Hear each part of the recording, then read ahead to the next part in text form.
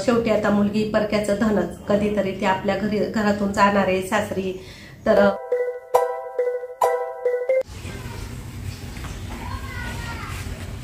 Bye bye सगळ्यांना, भेटू संध्याकाळी. काय अरे आंघोळ कर, पाणी टाकलंय ना, सोडलंय. गुड मॉर्निंग कर सगळ्या आपल्या युट्यूब फॅमिलीला गुड मॉर्निंग.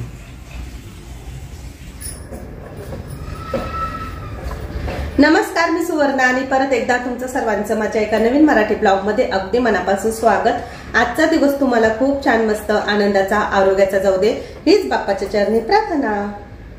तर आता आहे ना किचन मध्ये चपात्या बनवते. पूजा गेली तर पूजाला आहे ना कांदा पात खूप आवडते. आज सकाळी सकाळी मी मस्त कांद्याची पात केली आणि तिच्यासाठी 2-3 चपात्या करून दिल्या. तिने थोडंफार खाल्लं आणि डबा वगैरे घेऊन गेली. ती गेल्यानंतर बरीच कामं होती घरातली, ती आवरली आणि 11 वाजले. आता राहुलला भूक लागली म्हणून मग मी गरम गरम चपात्या करते. खूप म्हणजे खूप थंडी वाजते आमच्याकडे, तरी कालपासून खूप थंडी वाढलेली आहे. सकाळपासून तर पुढचा हॉलचा दरवाजा मी लावूनच घेतलेला होता आणि तसंच काम आवरलं.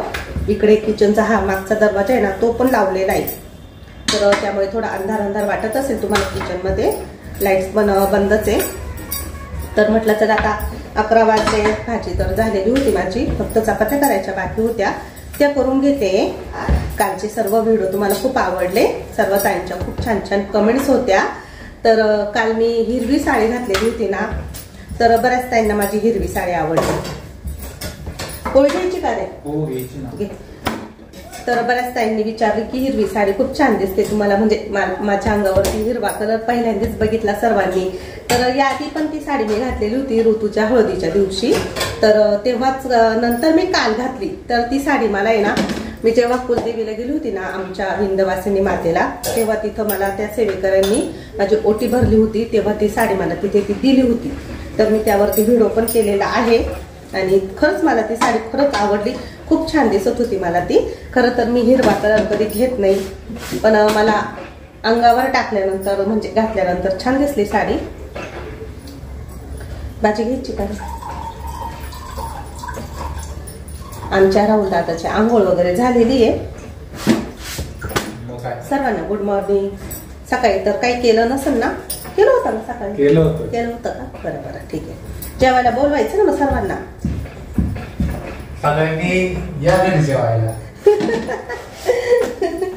काही खरं नाही. तर मस्त पैकी आता चला गरम गरम चपात्या बनवते ना, त्यामुळे जरा हात शेकले जात आहे माझे, म्हणून जरा थंडी कमी वाटते मला. आणि माझे केस विंचरलेले नाहीये अजून, मी केस विंचरलेले नाही कारण कामच आवरते, त्यामुळे तिकडे जरा इग्नोर करा केसांकडे माझ्या. चला तर आता मी ना चपात्या करून घेते आणि परत तुमच्याशी बोलते.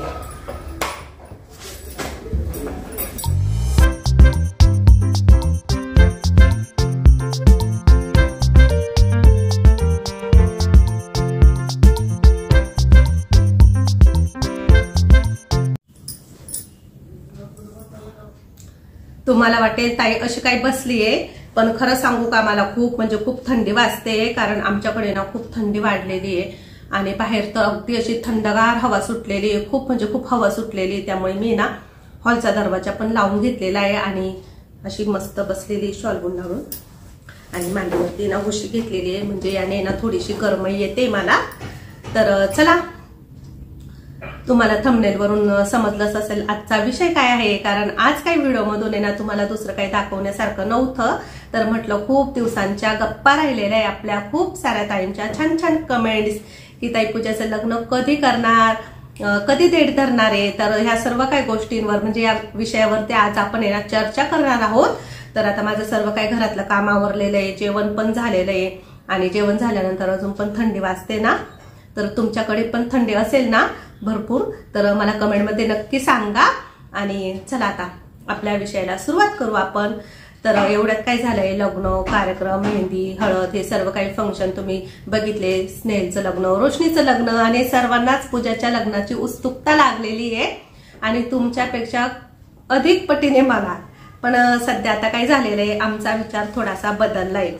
तर 4-5 दिवस झाले तुम्हाला ही गोष्ट सांगायचीच होती. सध्या आता आमचे जावई पण आलेले, त्यांची एक्झाम आहे तर त्यासाठी ते सुट्ट्या काढून आलेले.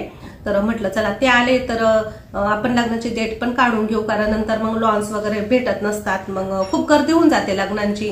आणि पूजाचं लग्न आम्हाला मे महिन्यातच करायचं होतं, तर आता सध्या मे महिन्यात करायचं कॅन्सल केलेलं आहे. ते का केलेले ऐकाच तुम्ही, व्हिडिओ स्किप न करता बघत राहा आणि ऐका पण, कारण प्रत्येकालाच पूजाचं लग्न आहे ना बघायचं आहे.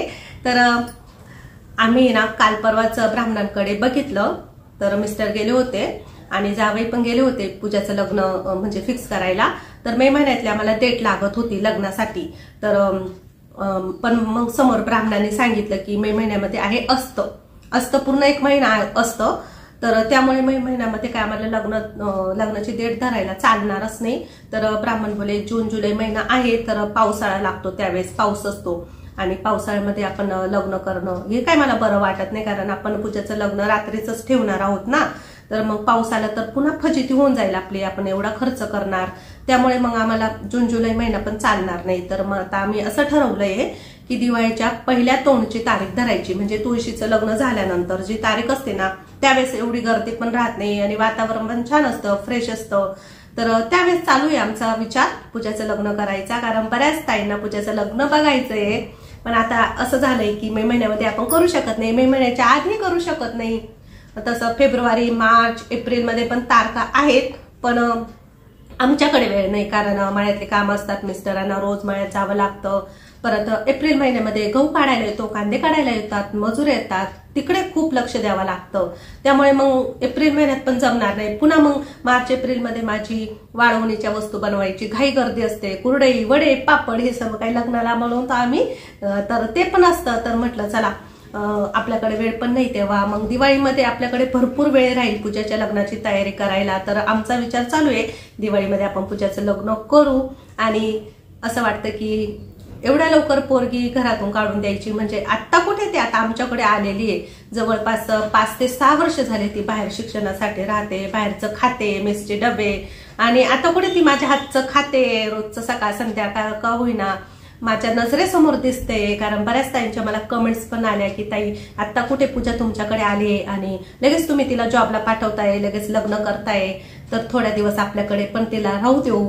आणि शेवटी गणपती बाप्पाची इच्छा, शेवटी आपण म्हणतो ना जे पण होतं ते चांगल्यासाठीच होतं. बाप्पाची इच्छा असेल अजून पण पूजाने घरातच राहावं.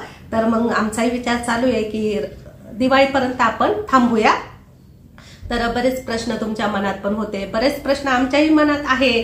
तर यावरती काय करायचं अजून पण एवढं काही फिक्स नाही केलेलं आहे आम्ही. पण तुम्हाला काय वाटतं माझं बोलणं ऐकून?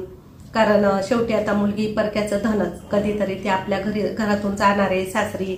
तर माझं पण म्हणजे माझी पण अशी इच्छा आहे की अजून 5 ते 6 महिने ती आपल्याकडे आहे, राहू देऊ आपण तिला.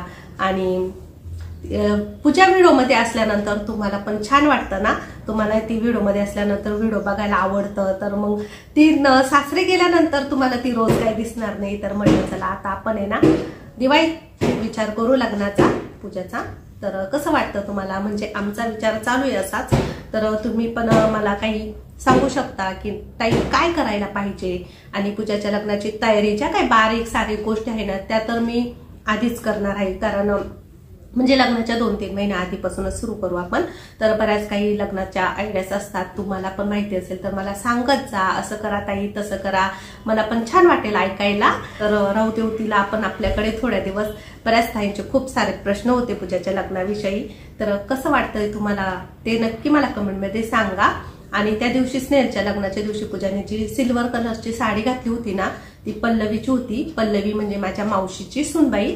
तर तिची साडी तिने आणलेली होती, कारण 1 दिवसासाठी काही मी तिला नवीन साडी वगैरे काही घेतली नाही. तर तिला ती खूप भारी दिसत होती. साडीची प्राइस, साडी कुठून घेतली हे काही मला माहित नाही, कारण पल्लवी मुंबईलाच माहेर आहे तिचं, मुंबईला राहते ती, तिकडेच घेतली असेल शक्यतो. तर छान होतं, साडीवरचं ब्लाऊज पण तिने छान शिवलेलं होतं, पूजाला खूप भारी दिसत होती. आणि एवढ्यात तुमच्या सर्वांच्या कमेंट्स खूप छान छान होत्या. तुमच्या सर्वांच्या कमेंट्सला मला रिप्लाय द्यायला पण जमलं नाही, पण त्याबद्दल सर्वांना म्हणजे सर्वांचे माफी मागते. आणि खरंच मनापासून तुम्हा सर्वांचे खरंच खूप खूप धन्यवाद. तर बाहेर मशीनचा आवाज चालू आहे. तर म्हटलं आता चला तुम्हाला तर आता सर्व काही सांगितलं मी लग्नाविषयी, आपण कधी लग्न करू, तर काही अजून प्रश्न असेल तुमच्या मनात तर मला कमेंटद्वारे नक्कीच विचारा. आता मी जरा वेळ आराम करते, जरा वेळ झोपते, परत तुमच्याशी बोलते. चला तोपर्यंत सर्वांना बाय बाय. मस्त अशी झणझणीत डुबुक वडीची भाजी बनवते मी आता आणि त्याच्यासोबत गरमागरम गिलक्याची भजी. गिलकं बऱ्याच जणांना माहीत नाही, गिलकं म्हणजे घोसाळी आणि मिस्टरांची ही भाजी ना खूप म्हणजे खूप फेवरेट आहे.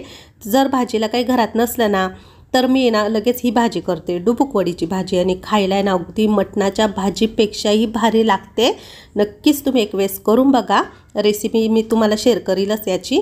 आणि मस्तपैकी थंडीच्या वातावरणामध्ये अशी गरमागरम कुरकुरीत गिलक्याची भजी. आता गिलकं म्हणजे डाएटसाठी खूप छान आहे. मी आता मस्तपैकी रात्रीचं जेवण बनवते, सर्व स्वयंपाक झालेला आहे आणि आता इथं मी गिलक्याची मस्त गरमागरम कुरकुरीत भजी बनवली आहे. पडवळ म्हणतात ना किंवा घोसाळी पण म्हणतात गिलक्याला. बऱ्याच जणांना माहिती नाही गिलकं म्हणजे काय, तर घोसाळी. घोसाळीची भजी थंडीच्या दिवसांमध्ये खायला गरमागरम भजी खूप छान वाटते. तर म्हटलं चला आज मस्तपैकी करू. काय रे, करू लागले का कांदा कापून? राहून दाताला भूक लागली आहे, तो जेवायला नेतोय. मस्त आज डुबुक वडीची भाजी केली मी. आमच्याकडे पारंपरिक पद्धतीमध्ये डुबुक वडी म्हणतात या भाजीला. दरवाजा उघड ना, थोडा हवेशीर असं थोडंसं उघड.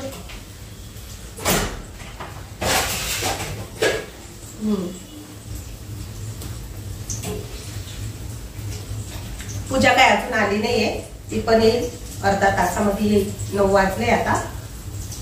मी ना तिच्यामुळे थोडं उशिरा स्वयंपाक बनवते आणि आज दुपारी ना झोप काढली, आराम केला, कारण खूप थंडी वाजत होती दुपारी. त्यामुळं माझा आता सर्व काही स्वयंपाक झालेला होता. राहुलला आता भूक लागली म्हणून त्याच्यासाठी ताट बनवलं. त्यानंतर पूजाही आली. मग आम्ही सर्वजण इथेच हॉलमध्ये आता जेवायला बसलेलो आहे. आणि आजचा व्हिडिओ कसा वाटला कमेंटमध्ये नक्की सांगा. व्हिडिओ आवडल्यास व्हिडिओला लाईक आणि शेअर करा. पूजा आत्ता आली आहे. थंडी वाजती मला खूप. आज खूप उशीर केलाय तिने. बस लेट झाली ना. या जेवण करायला.